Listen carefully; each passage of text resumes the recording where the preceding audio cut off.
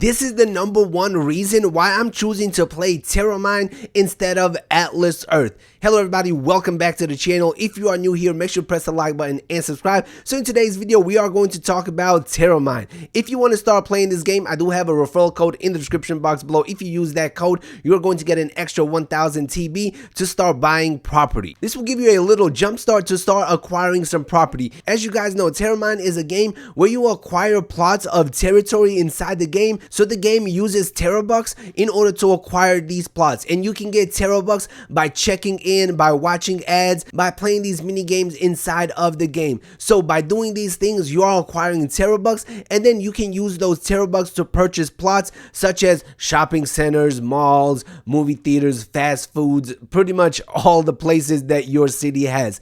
And every time another player checks in, you get more TerraBucks, allowing you to purchase even more plots. The game has 4 different mines. It has a rock mine, coal mine, gold mine, and a very rare one, a diamond mine. And every time you purchase a plot, you randomly get one of these mines. The more plots you acquire, the more potential income the game will generate you. So the plot of the game is very simple. Acquire as many plots as you can and level them up. So the game is very similar to Atlas Earth. Now let's talk about the #1 reason why I'm playing TerraMine instead of Atlas Earth. #1, TerraMine is brand new. It literally launched a month and a half ago. So there's only a few thousand people playing this game right now. And a lot of the plots in my area, in my city, are still available to purchase. When I look at Atlas Earth, it has millions of players and a lot of the property is already bought up. So you will have to invest a lot of time and effort and potentially money to acquire some plots to make it worth it.